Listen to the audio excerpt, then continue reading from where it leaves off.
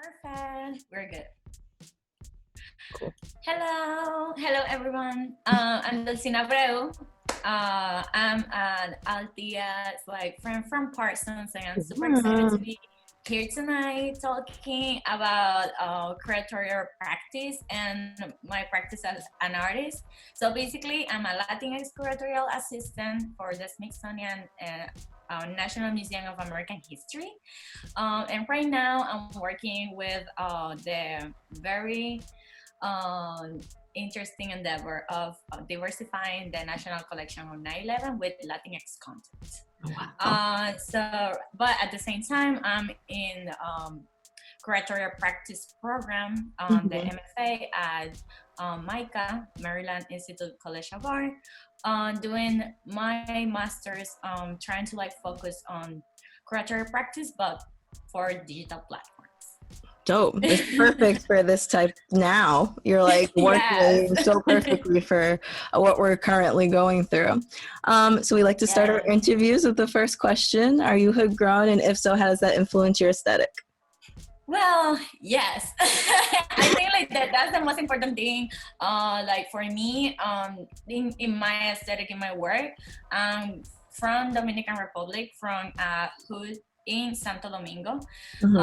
and I experienced things like like growing up like in between, like going to the more like artistic like side that it was like the colonial zone that has like a lot of places like for musicians to gather, the National School of Fine Arts there, but then like coming from the hood and having like all the like sound happening, like Mm-hmm. people like selling in the street, like people like rapping and like that dembow that we know now, like it was like evolved like in this or it was like origin like in places like my hood. Mm-hmm. uh Also like the freedom that you have, like the aesthetic and the language that you have, like the language from the streets. I learned all that from my my hood, Villa Maria. So every time like I'm working with communities that are vulnerable because like the language is different, because like the priorities are different, I do tend to like care like more, Yeah, or of like course. care, because like yeah, like There's this a is the little bit of type of bias. stories. That's fine. Yeah, this is the type of stories that are not tend to be in history. Mm-hmm. So because like I learned, I'm from there, and I saw like the invisibility of like my own community in Dominican history. I think like that like make like a very big impact on like what Mm-hmm. I do right. So yeah, my aesthetic is like um very hood ground. Mm-hmm. Oh. And like yes, it includes material culture that is Mm-hmm. like undermined often. Mm-hmm. And yes, I work with art, but as well I work with like objects that are like permeated of creativity, but they are not made by famous artists, but are like completely like presenting like design premises in like different ways. And like I'm very into these points of the art or like the design history that is overlooked. Amazing. So, like, we got a little bit of your background, and you talked a little bit about your education background, but you clearly are a lover of education, as am I. Yes. We attended Parsons School of Design together, as we said, and you've also attended the National School of Visual Arts, and if I get the pronunciation of this right, the Alsante Chavon School of Design? Altos Chabon, yes, Okay. Altos, like, yeah, it's like, yeah, you said it correctly. Oh, I tried. Like, In yeah. DR, and now you're pursuing your master's in curatorial practice at MICA. Why is education so important to you as an artist? Mm, I think I see education as liberation, to Mm-hmm. be honest. I'm coming from a neighborhood that like was not having an atmosphere that you can like make your dreams come true. So education was for me the platform to become what I am right now. And I think like it was the space and the sanctuary for me to like be creative and be Mm-hmm. curious. So I always, I'm coming from a very humble, nook. So Mm-hmm. I think like you have like two options, because like education, however, it's gonna be expensive. But like if you like really, yeah, I learned like from the very beginning from my mother that she was like very insistent in that like if you like put effort and discipline in education, you can show another type of like currency. And my currency was the effort, my currency was like persistence, and like, and that type of like way of like channeling curiosity to commitment. So yeah, I needed to like study like that much to like be able to like, one, be in the States, like Mm-hmm. another one to like, like understand better how to like help like the communities, how to like put like the history that I was not seeing in history over there. Mm-hmm. And I think like it is very important, because like if we want to like create a platform, we need to know what we're doing. We need to understand like the ways that like the languages in like different places are. And for example, I learned English in the way, like, Mm-hmm. me, like when I came over like in 2000, 2014, I was like barely like speaking English. I was like more like sign language and Mm-hmm. like Spanglish, and just like, I think like I was like talking energetically like to But you people. always made it But work. Even like I remember when you first came, I was like, I don't get everything she's saying, but I know what she's saying. Like yeah, you were able to tell things too through your artwork. It was like you were able to use that as your communication, which is like a great communication tool. It's one of the first. Like yeah, and that was like another point for me as well. It was like I am not very good like digesting text. mhm. So for me, visual language, it was key. So Mhm. understanding as well, because like, like even like to paint, I spent like so much time, like my first school of like the National School of Fine Arts and the Altos de Chabón School of Design. They literally like teach me how to draw. Like Mhm. talent is like very important, but I was not one of like the talented kids in the hood. You're I was like persistent and very that's like I think it takes like some artists are just talented and then they just know how to draw from with no mm-hmm. teaching, and then there's other artists that teach themselves, and then others that are instructed and then can go very far. Yeah, There's different ways that everyone approaches it in talent. You were able to at least obtain the education that you have with yeah. your talent. Yes, Yeah. and I'm super like excited, even to see how like people like resolve problems. Like Mhm. I think like I always like went through like design or art or curatorial like schools, like because, or like schools that are having like a very strong design or like visual language, Mhm. like as a connector in between like all the careers that they are offering.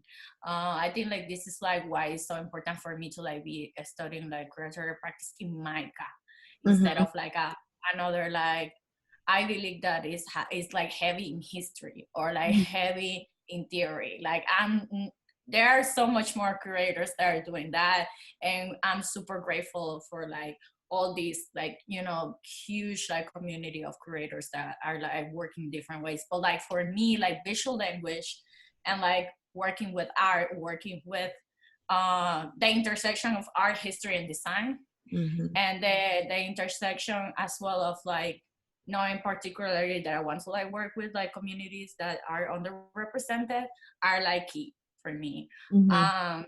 um so yeah, education was like very important to like find a way to like how to showcase these like intersections. Mhm. Design is super important for shows. Like there are so much that we can research on to like present, but there is no need to like present everything. So Mhm. like this like kind of like ways of like uh, deciding, having a criteria all that I learned from school. So this is why, like, for me, it's like it's so Mhm. important.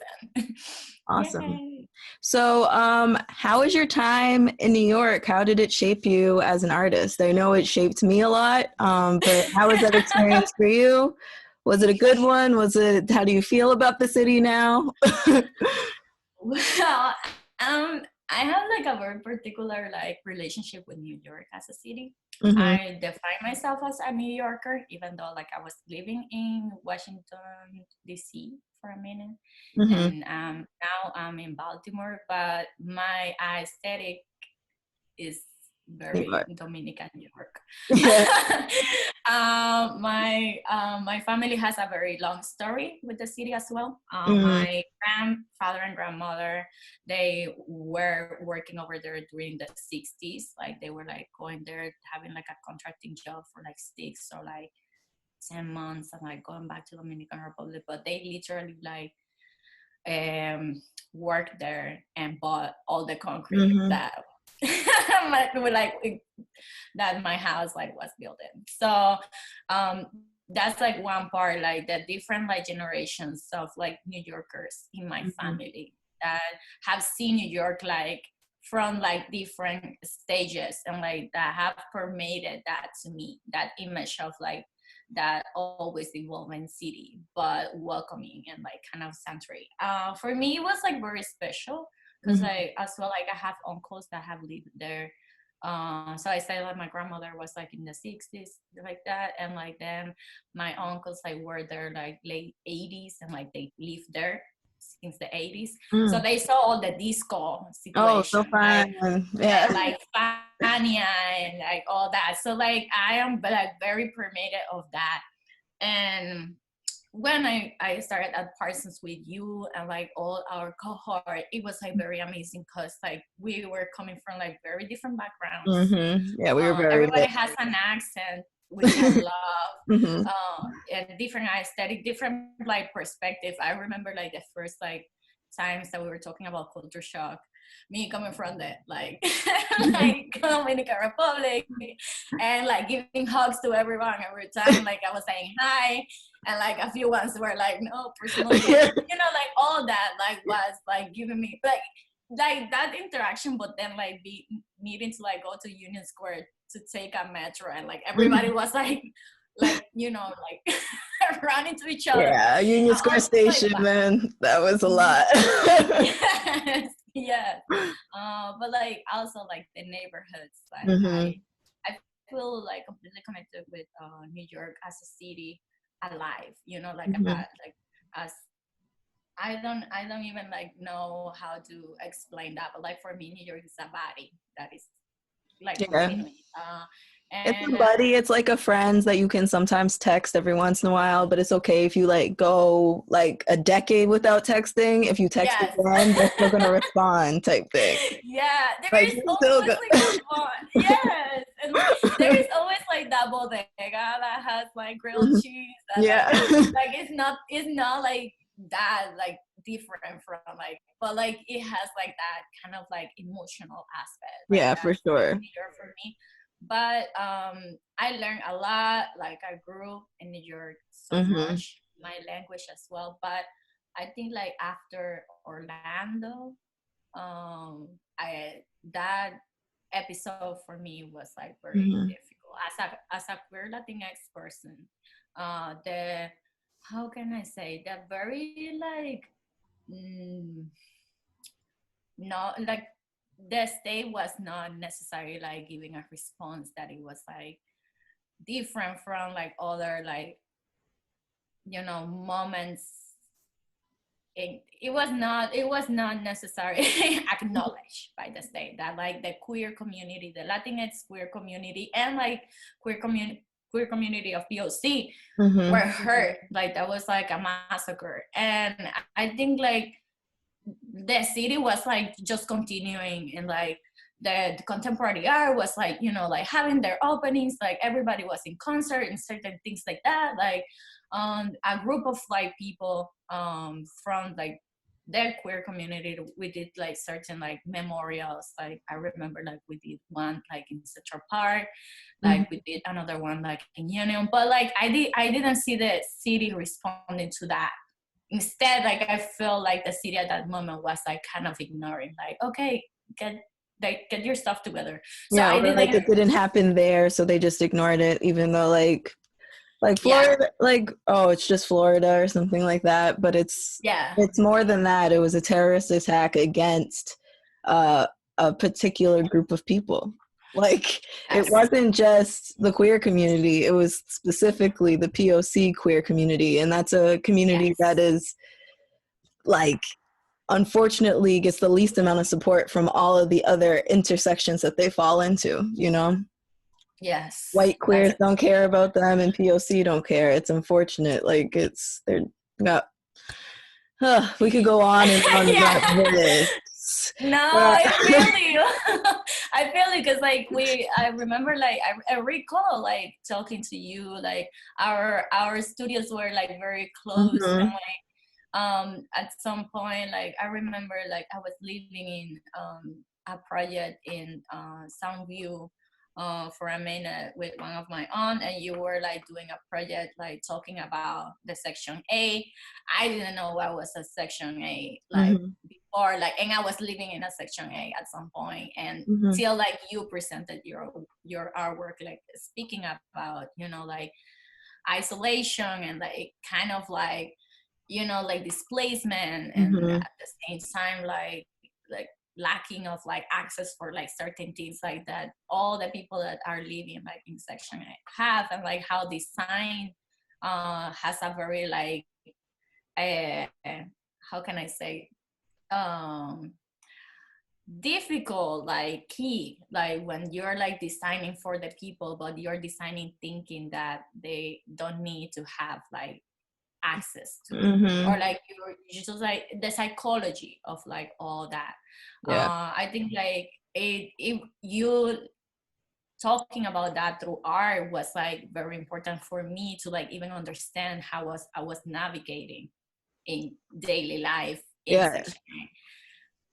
So I had to like make the work because of where we were. And like it was just so important to me at that time. I mean it still is, but obviously then it was just we were in it. But yeah. obviously we can talk about New York and Parsons forever. But let's talk about what you're doing now. So you're the Latinx Yay. directorial assistant at How the did American I History know? Museum. Like what the Yes. Smithsonian. So what's the importance of art at a history museum? Because I work at an art Well, museum and it's just art, but like history museum, when you add art to it, what's the significance? I think like art is like key to like enter difficult conversations. That's Mm-hmm. the number one thing. When like you can like approach like the memory or like use like art as a release. Like a lot of artists like have been going through difficult moments like that history have like impregnated something in there, and like they have like communicated through art. And Mm-hmm. I think like that's like for us like even more important than like have like just one document, because like the document is like objectifying the person some way somehow, and or I don't necessarily want to like think like they minimize, but like sometimes like you know, like visitors like are like more receptive like when they see art, like Mm-hmm. uh even like with art you can like unpack like different things in one. For example, let me like show you. I had like very interesting experience um like a few years ago where I was like traveling to Mexico to see let me see like to share the Yeah. screen. So to kind of go on to our next question, but you can keep talking about kind of like the same things here. Um, you curated all of these different exhibitions through baseball and connecting baseball to like the Latinx culture in the Yes. museum. So this is where you traveled to Mexico. Yeah. Yeah. So I'm excited to see these. Yeah, so right now, I know.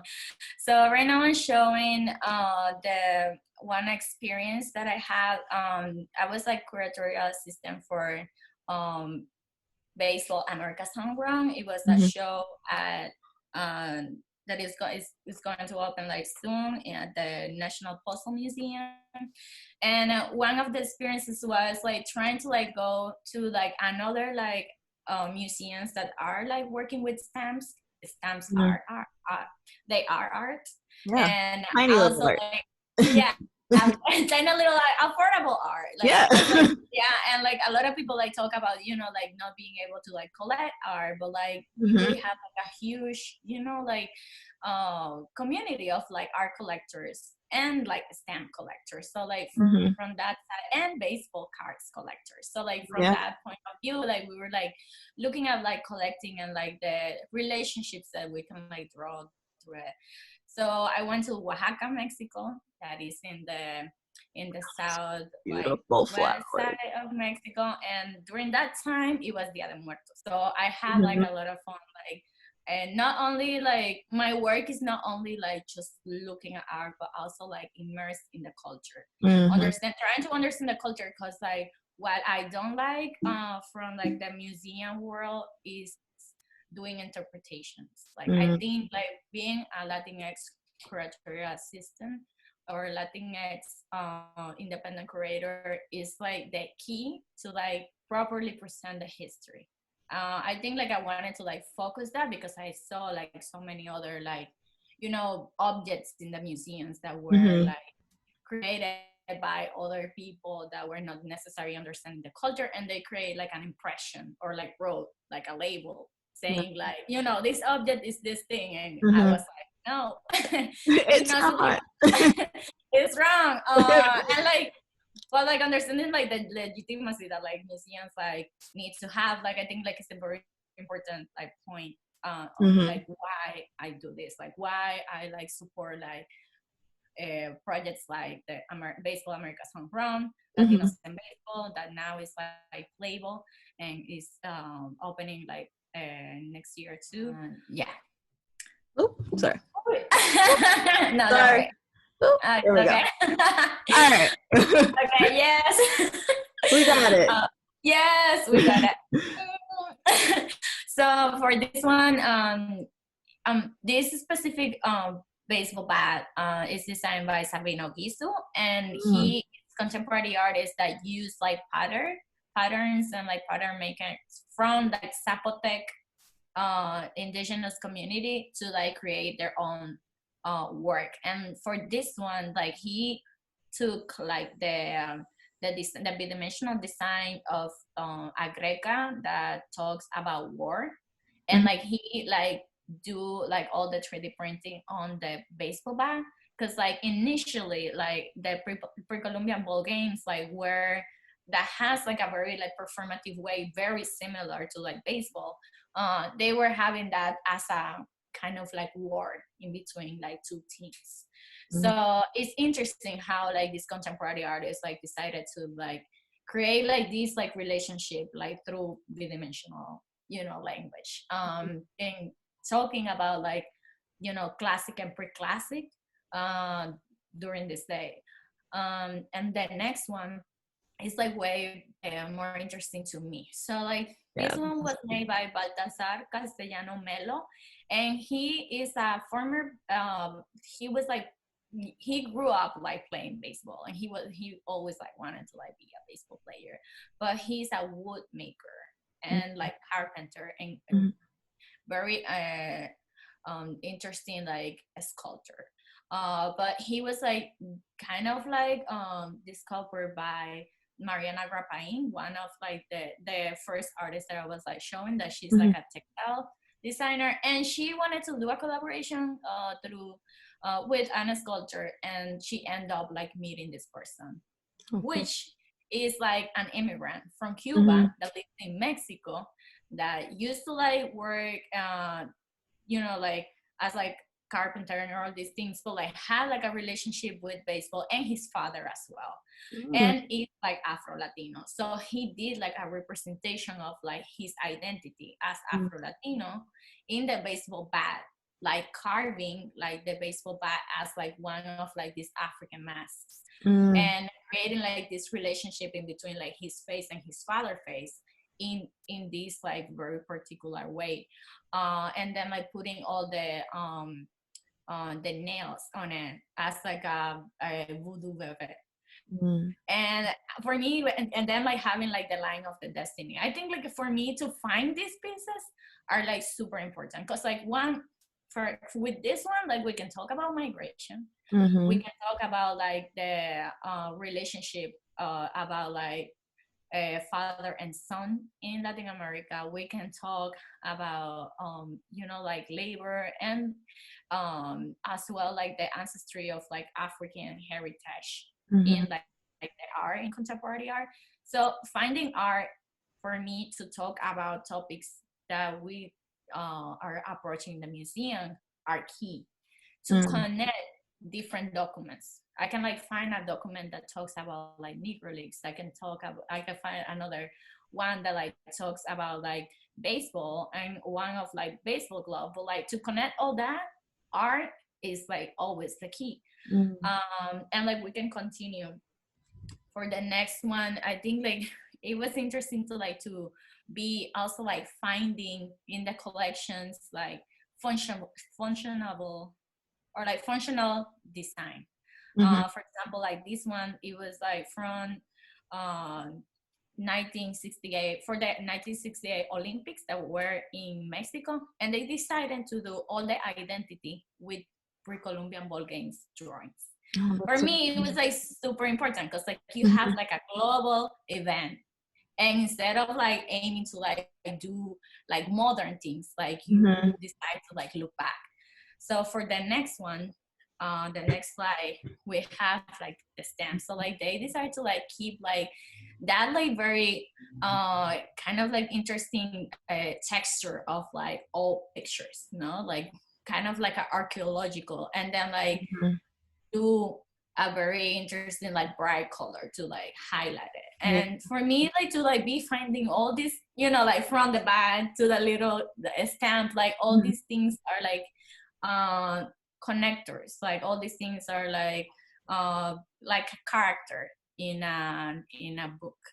But like very important, because like for example like baseball, like in the imaginarium of the American, regular American, is like very tied to like Doubleday, to, you know, Spalding, but it's not necessarily tied to pre-Columbian ball games that were Mm-hmm. played in the classic and pre-classic.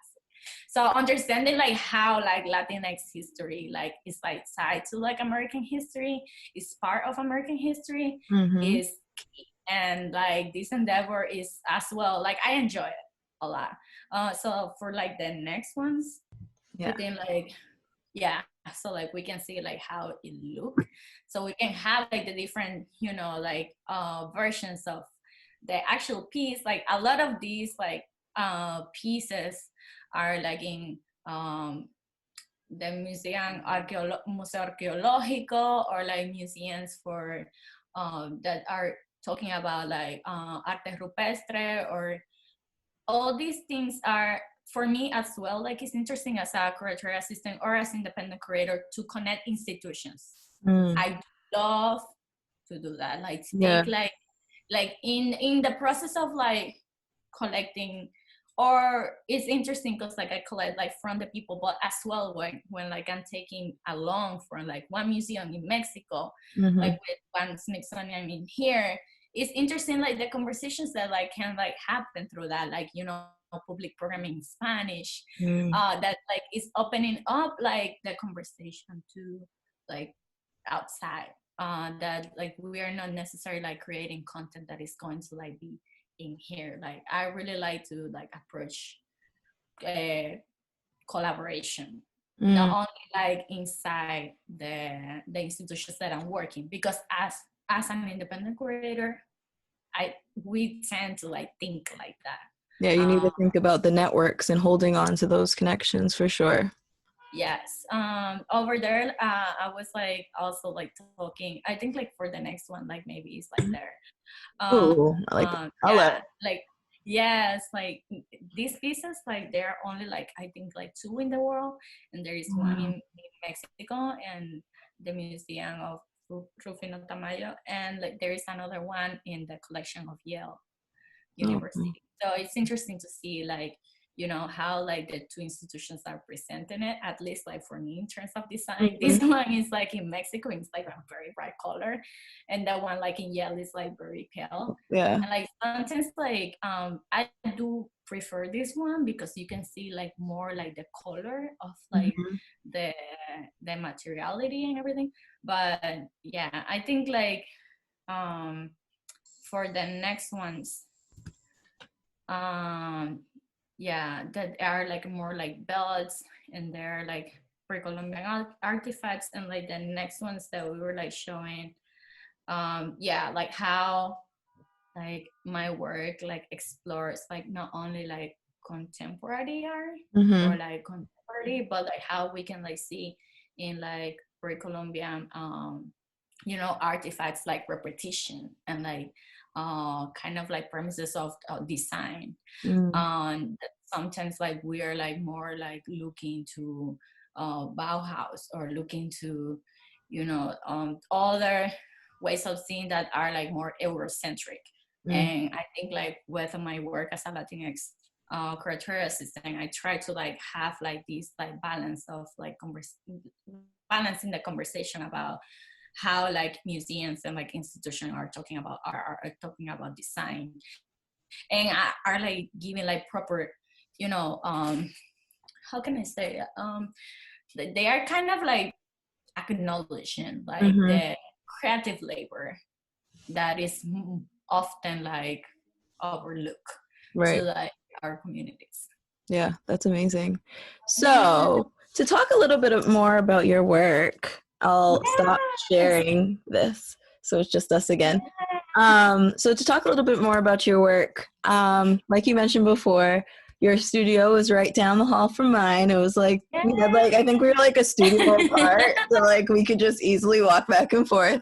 And I recall even when looking at these slides and seeing all of these objects backed by these beautiful colors that were shown in Mexico, it reminds me of your work and how you were able to paint your walls in beautiful ways. You like curated your space in such a beautiful way. But so in my eyes, I've always seen you as a curator. It doesn't surprise me. And even looking at the background right now, you've beautifully curated the shelf behind you as well. But how has now your art making, has it changed at all? Has your practice changed? Do you feel like you're learning more as an artist? And just what is your practice like now that you think about everyone else's work and taking care of everyone else's stuff? I think I do feel a big responsibility, to be honest. But that big responsibility also like teach me like a lot of mediums, Mm-hmm. ways of presenting work, uh, purpose. I think like purpose is like the most like specific one. I think like as I mentioned, after Orlando, my work changed. I Mm-hmm. think like my work as an artist like changed like more into like activism. So instead of like object making, I was like more involved in having conversations or like installations that are like very tied to like the materiality, like obviously like talk about the maybe like the problem that I want to like unpack or talk about. I do have a theory with like the emergency blanket after the border separation policy happened. I'm an immigrant, and I went through like a lot of like USCIS, like how can I say processes. So like, and after I left New York, I worked in an immigration law office. Mm-hmm. So all these like different things like permeate in my work.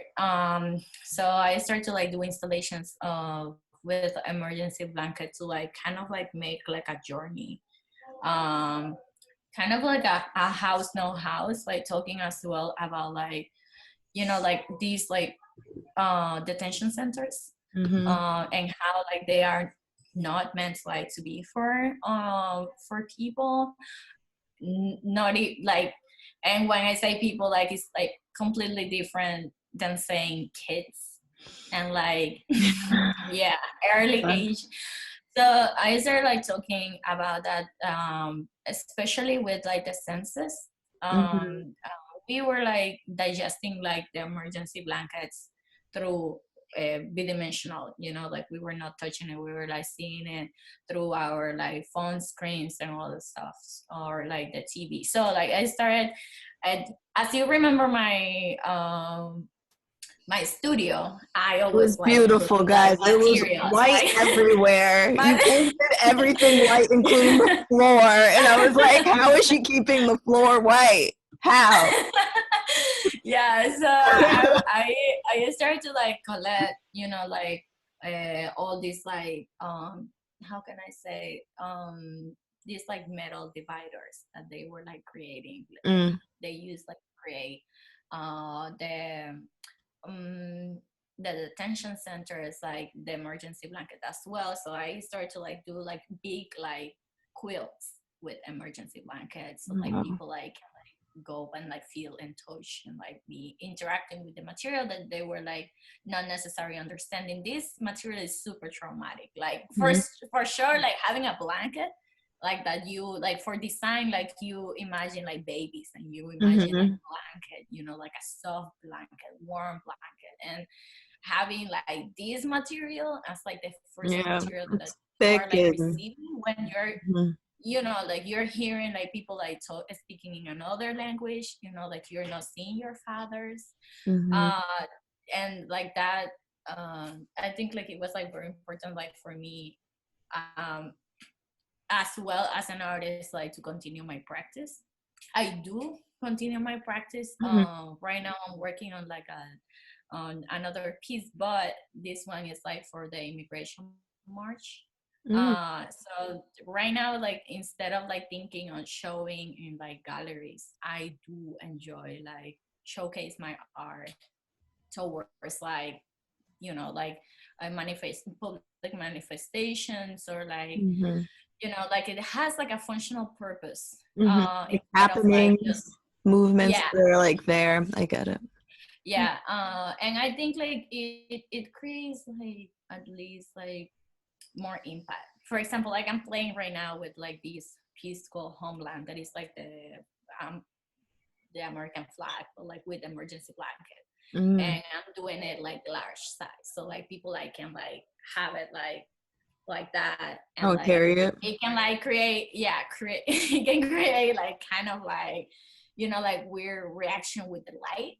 So Mm, like whoever is like filming from the sky can like see this like huge like American flag that as well like reflect whoever is in front of. And I think like this journey as well, like of being like working in American History Museum, like gives me like kind of like questions, and I try to like resolve these questions that I do have, through art, and about like why and how is like through my curatorial practice as well, like mhm, how like we can like preserve, like why we need to like continue like talking about our work and like talking about the history of our communities, like that I do like through my curatorial practice. But like art is like really interesting to me, like the mhm, materiality as well, like be like talking like or like be in contact with the community all the time, like what the community needs, like what the community like feels like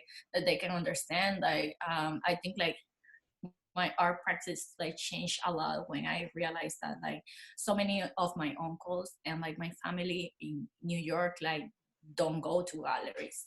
They mm. feel comfortable in galleries, like because like the aesthetic that you need to go, like you need to like look like you're a shopper, or like in a museum you need to like look like you're Yeah. knowledgeable, that you're gonna understand. So I think like with my art I try to like shift that, like not Make it more necessarily like welcoming. showing, yeah, in galleries or museums, because like or like try to like do it from the institution, like how we're approaching people, you know, like how our design is like welcoming, like what are we putting like in the sound, you know, like it's a Mm. song, or like, you know, how we're making the public like feel when Yeah, they you're go. curating an experience. It's not just like just the art. It's how you're thinking people are moving through the collection you chose.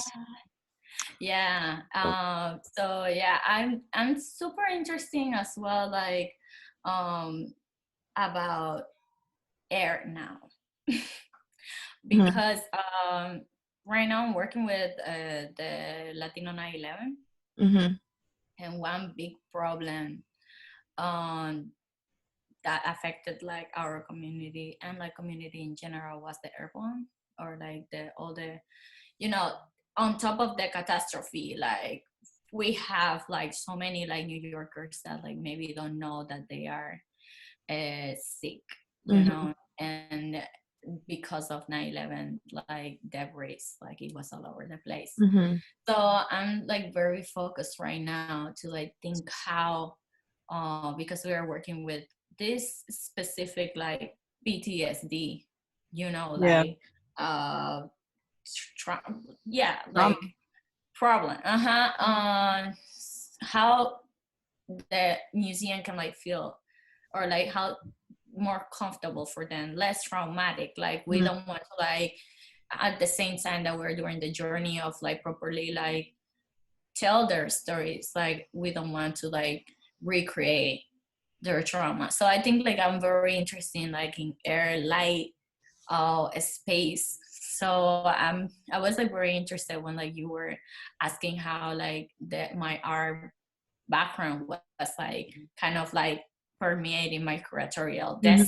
This is like big time, like this Mhm.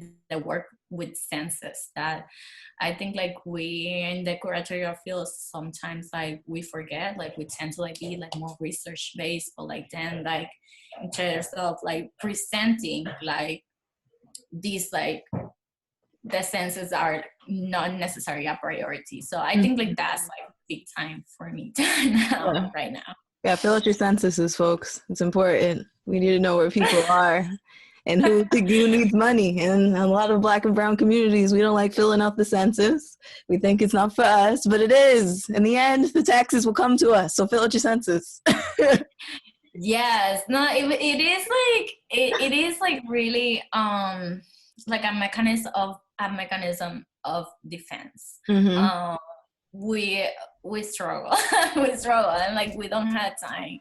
We're like we grow up, and maybe like I'm generalizing, but like I feel like our communities like grow up like not having the can not necessarily being able to afford to complain, or like being able to Yeah. afford to like maybe even realize that they are uncomfortable with something, Mm-hmm. and we adapt a lot, like Yep. that's part of like migration as well, like we move like our uncomfortable to like a Mm-hmm. pocket to like be able to like move forward.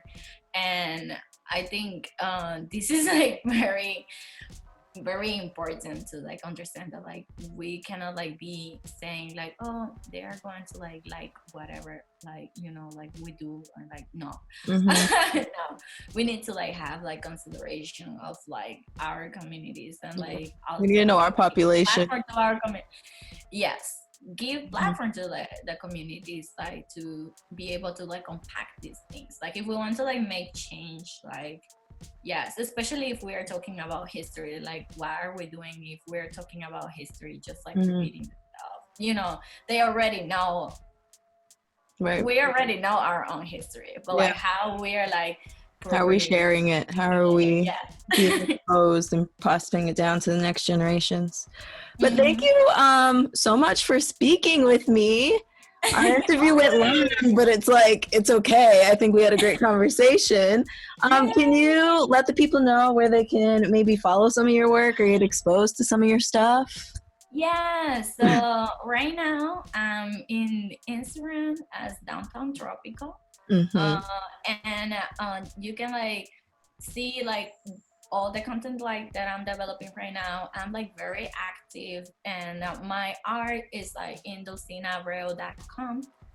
But I highly encourage you all like to check like the Instagram, because as well I'm highlighting the work of other creatives Yeah. that are that are like doing day-to-day work in the museum field, in the design field.